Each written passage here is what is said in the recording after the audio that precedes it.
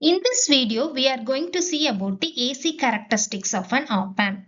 So there are two important parameters in AC characteristics. One is the frequency response and next one is the slew rate. So in both the cases, we will see the necessary formula and the characteristics. If you take the characteristics of an operational amplifier, there are two important things. One is the DC characteristics, the other one is the AC characteristics. So DC characteristics we have seen in the previous video about the input bias current, input offset current, offset voltage. So all these things comes under DC characteristics. Or we can say how an op amp will respond to the DC current is the DC characteristics. So if you want to study about this one, refer to the previous video on DC characteristics. The link is given in the description. In this video, we are going to see about the AC characteristics where we will see how an op amp will respond to an alternating current. Actually, an op amp response for a DC and AC input signal is different. That is why we are getting two different characteristics. So what is the difference between DC and AC? Here in DC the frequency is 0, but in AC you have frequency. So it can be a low frequency or high frequency. An op amp can respond well for a low frequency signal, but if it is a high frequency signal, if the input has high frequency, the response or the output gets distorted. So we will see how it is getting distorted and why it is getting distorted. In AC characteristics, the first thing we are going to see is the frequency response. So frequency response means as the frequency is changed from 0 to a maximum value, what will be the gain? Or we will learn how the gain changes with respect to frequency. So initially you can see in this picture it is constant. The gain is constant, but after some time it drops. So this is called the frequency response. So we will learn in this video why it is constant for some time and then after that it drops. Next is the slew rate. So this will tell how fast an op amp can respond. That is, if I give a changing input like AC signal, how fast an op amp can respond to the input changes. So that is the slew rate. So we will see about these two. First, let us see about the frequency response.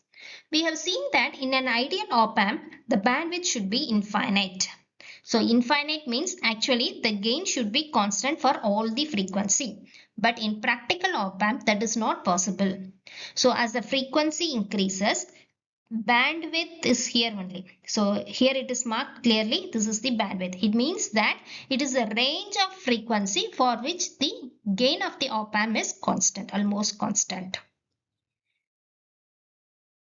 Actually, as the frequency increases, the gain will decrease. So why the gain decreases? Due to the capacitive component in the equivalent circuit of the op amp, the gain start to decrease. Why do you get this component first? Because in the internal structure of the op amp, we have lot of transistors which will give you a capacitive effect. So all these effects combined together, we can represent it as a single capacitor in the equivalent circuit. So this capacitor is the reason for decrease of gain after a particular frequency. So the corner frequency is a point at which the signal power is reduced, or we can say at this point the gain is reduced by 3 dB. There will be a 3 dB drop in gain. So from that point the gain decreases as the frequency increases. To plot the magnitude and the phase characteristics of the op amp, first let us derive the voltage gain of the op amp. So in this equivalent circuit, we know V0 is here and this is a Thevenin voltage in series with this resistance. So here we have to find the voltage across the capacitance. So V0 is equal to this capacitance 1 by j omega c divided by total reactance is R0 plus 1 by j omega c. into this voltage. So let us simplify this one. You will get this equation. Now what is the gain? Gain means output by input. V naught by Vd. So I can bring Vd here. So V naught by Vd I will get. So A is equal to this thing into open loop gain. Now here omega is there. What is omega? 2 pi f. So I can substitute 2 pi f here. So now I got the equation in terms of frequency. So this I can write it like in this form where F1 is the corner frequency. So this is done so that we can plot the magnitude characteristics. So let us write the magnitude of this one. So which is given by taking modulus of that one. So in denominator we will get root of 1 square plus this term. And phase is given by tan inverse of F by F1.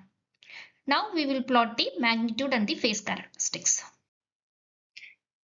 So if you plot the magnitude characteristics, it will be like this. So initially it will be constant, then, or you can say when frequency is less than the corner frequency, here it is 20 log A, and at corner frequency it gets reduced by 3 decibel, and if the frequency is higher, there will be a slope of minus 20 dB per decade. And if you draw the phase angle characteristics, you can see for a zero frequency, the angle phase angle is 0. At corner frequency, it is minus 45 degree, and as the frequency increases, it will lead to minus 90 degree. So what does this indicate? That you can have a maximum 90 degree phase change in an op-amp with single capacitor. So the number of capacitor plays a role in deciding the phase change. Now we saw that with a single capacitor, the drop in gain is only minus 20 dB per decade. But if you have multiple poles, that is more number of RC combinations are there, for every pair, you will get a extra minus 20 dB per decade. So the next corner frequency is here, where this minus 20, it gets added to minus one more 20. So it becomes minus 40 dB per decade. Okay. Now you might be wondering, why do you need to learn about all these things? What is the use of this thing? If you see the integrator or a differentiator circuit, you will be having a capacitor here, or RC combination will be there. So to design these type of circuits, you need this knowledge. That is why we learn about this body plot or magnitude and the phase characteristics of the op-amp.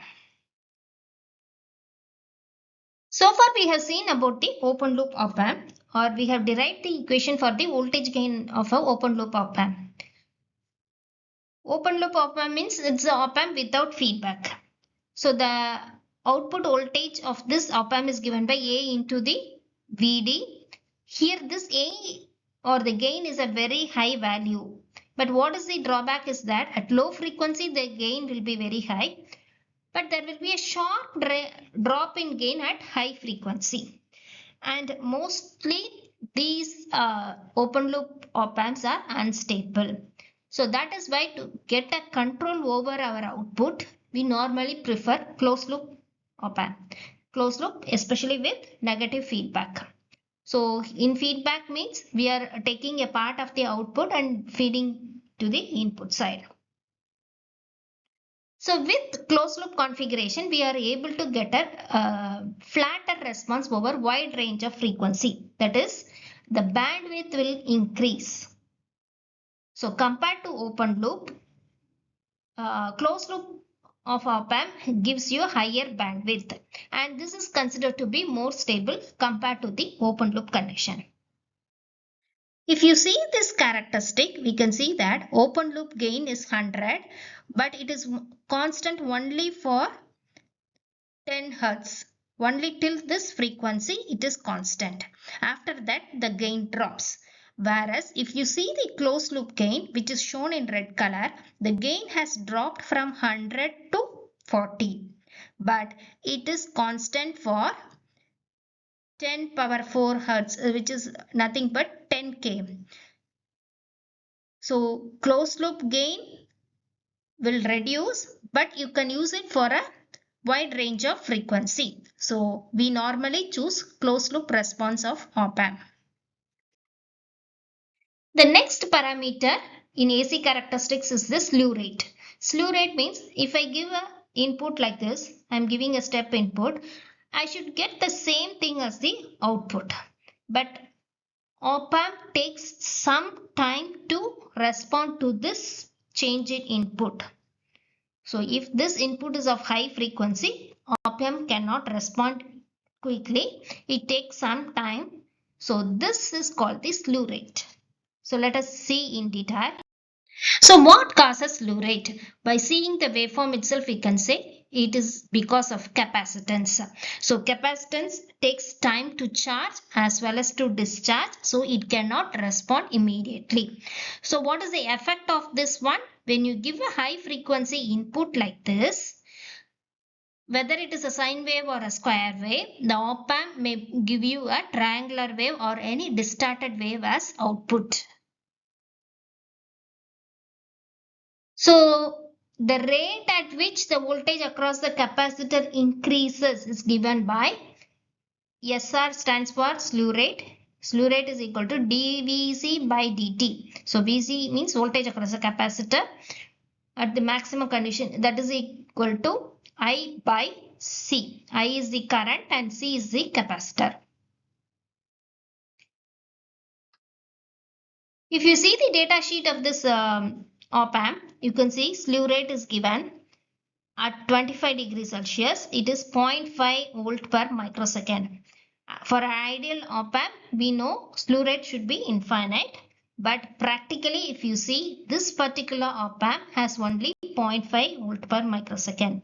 See, this is not a fixed value. It may vary if this op-amp is different. So for this particular op-amp, it is given as 0.5 volt per microsecond.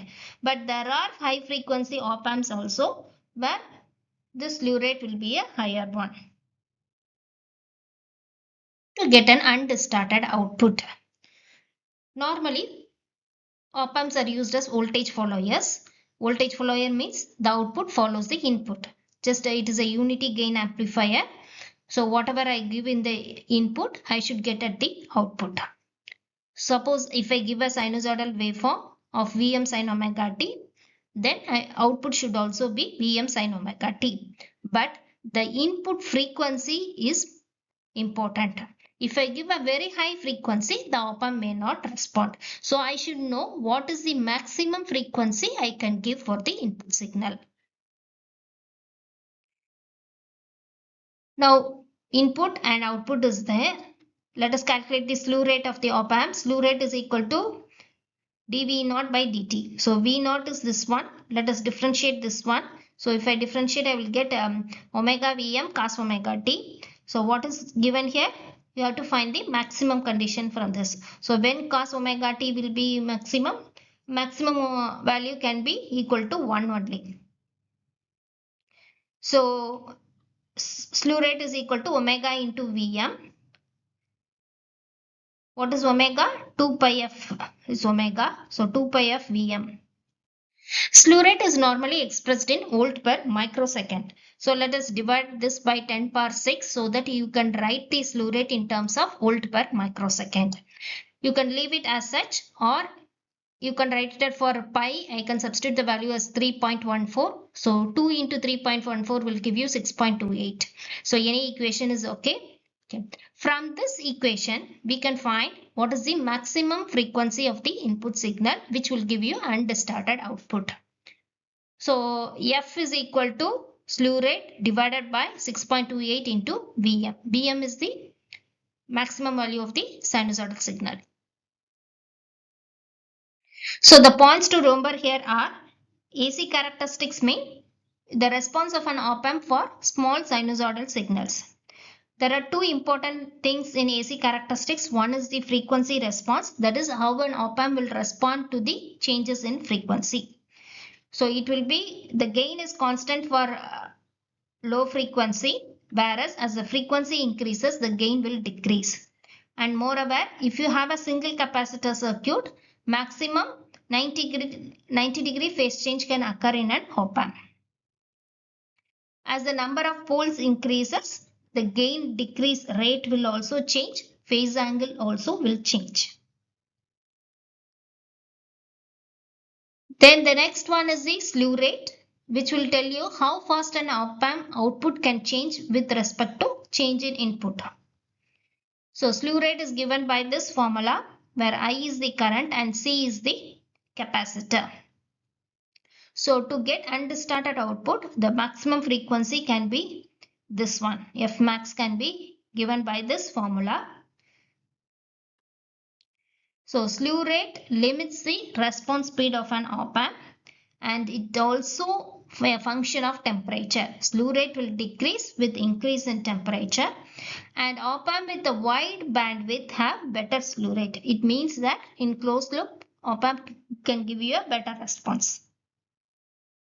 So for ideal op-amp, the slew rate should be infinite, but for practical LM741, the slew rate is only 0.5 volt per microsecond. If you like the video, do subscribe to Read Electric Vehicle channel and share it with your friends. Thank you.